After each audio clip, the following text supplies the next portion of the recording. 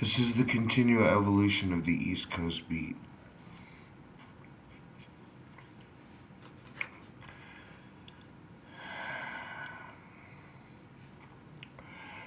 When I was 19, I 19, 20, I'd gotten divorced.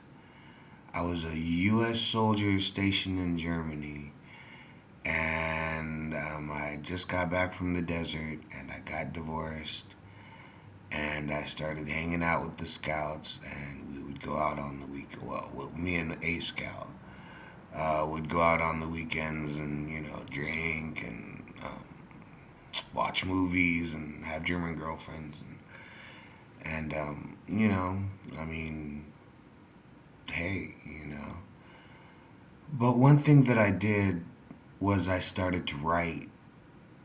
Sometimes a couple lines, a half of a page, a couple of pages, and I found myself living the life that I was writing about. And because I was writing it, I felt it uniquely because I was choosing the words that I knew to express the reality that I was living. And to be honest, most of it was about, you know, two or three girls I knew, one or two friends I had, a couple of castles, and a train station. But those were the things that I thought about when I wasn't busy working in the kitchen as a cook, chopping, 28 pounds of carrots and cucumbers and making salad and or frying 250 patties of something. I was thinking, I was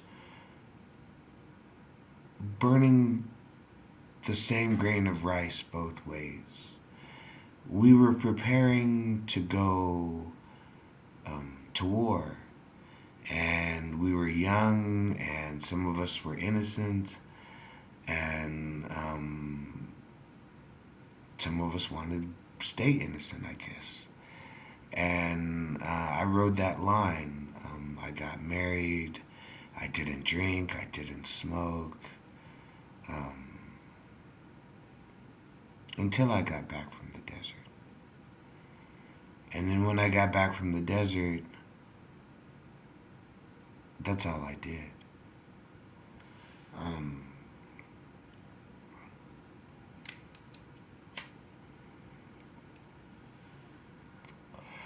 and maybe it was because my age. Maybe I was 19, away from home with money in my pocket. And maybe it was because I thought that that was the best that I was ever going to have. I mean, I was a professional soldier in a foreign country.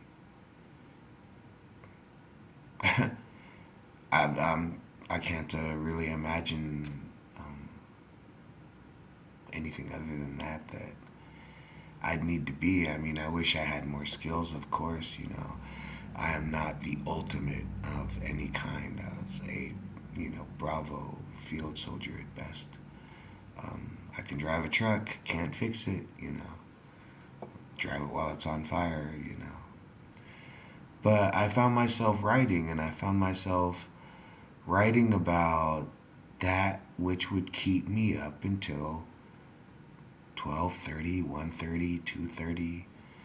I found myself writing about why instead of getting a 6 hour, my chance to get 6 hours of sleep or 8 hours of sleep or 12 hours of sleep, instead of doing that, why I would choose to get on a freezing cold train, go 75 kilometers out into the darkness, into a country where I spoke 3 years, I took 3 years of German in high school. I spoke 3 years of their language, and I said, I'll give up sleep um, tonight for life, you know. I mean, if we were in the field and it was 12:30 at night and they said, Hable, go stand guard over there at that fucking, intersection in the road, go sit under the tree in the freezing fucking cold, I would have no problem about, oh, but Sarge, I need sleep, or, I'm not gonna function.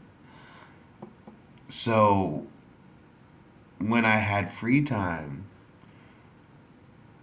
I could either sleep and develop a habit that is not a good one to have in the military. It's not a good idea to need rest in the military, or to, at least as a young specialist, you don't want to become known as one who you can always find laying back. You know what I'm saying? But the thing was, I would stay up at night and I would think about my life, and I would burn candles and smoke non-filtered cigarettes and drink strong ass coffee, and I would realize that I was writing about my life. I could have been writing about knights and battling dragons. I mean, there were castles around, you know. I could have been writing romantic love tales about princesses and the traveling soldier. I could have done all that. But I wrote about a 19-year-old boy, uh, you know, living the American Gothic dream. Long hair, silver. I had enough money um, to buy like matching silver jewelry, and I could buy like the club clothes, you know what I'm saying? Yeah, it cost fucking 4 times more than everything else, but I only had 3 outfits. You only saw me fucking twice a month, you know what I'm saying? Like, the shit never got old because every time you looked at me and you said, oh man, he's got the docs on, he's got the jeans on, he's got the trench coat on. Same shit that he had on last time I saw. But you know what else I had the last time I saw? I had that 500 Deutschmarks in my hand and willingness to just go wherever. I was a soldier. It didn't make sense to me. I mean, yeah, you do a lot of drinking and stuff like that, but I've been to concerts, parks, art museums, parlors, pool halls, movie theaters, Chinese restaurants. Um, I've bought Theodore Theodore soccer cleats. I've bought shirts. I bought jewelry at the um, you know setup cart on the bridge. I've bought so many things, on my little 2 day out excursions from the kitchen, and and then I come back and it's like, okay, well then what is your life today? I mean, you're not, falling in and out of consciousness from, sleep deprivation, in the arms of a French girl. So what do you do today? What is there to write about? So this is a bus.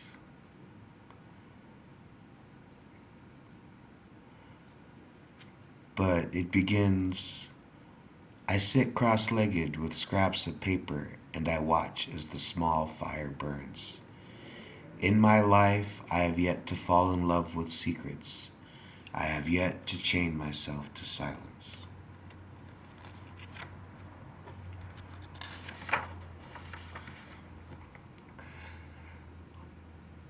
When I step into the avenue, if I choose, I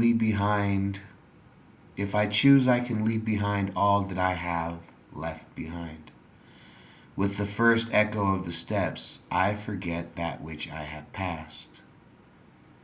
I might watch 30 miles of a Southern California day roll by as I sit on a bus. But what keeps me in the groove? What keeps me from simply closing my eyes to the hum of the days and the miles as they come and go? I look out the window. The mountains are older than I. The elderly man with the cane is older than I. The first man to pave this asphalt highway is at best an old black and white picture or a memory that is older than I. But the drop of rain falling on my forehead is new to me, fresh. The downtown glass bus depot gleams in the sun. The roads are darkened with the rain. I see the leaves blowing in the breeze. I hear the birds cawing in flight. I feel my strengths and weaknesses. As I stand in line with my ticket, what is possible? Anything. What will be, will be. And years after I have passed, a bus will roll down a rainy boulevard, with or without me.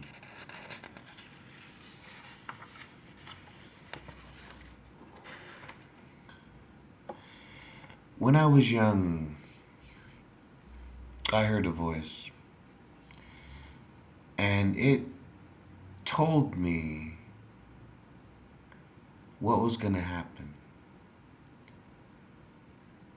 It didn't give me a choice. It just simply said, out of all these options that you've just heard, this is what you're going to do.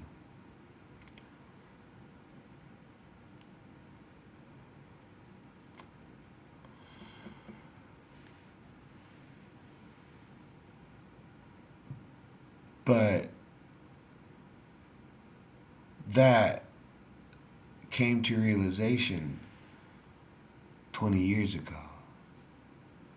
So for 20 years, I've just been running in a wild circle, waiting to figure out what's next.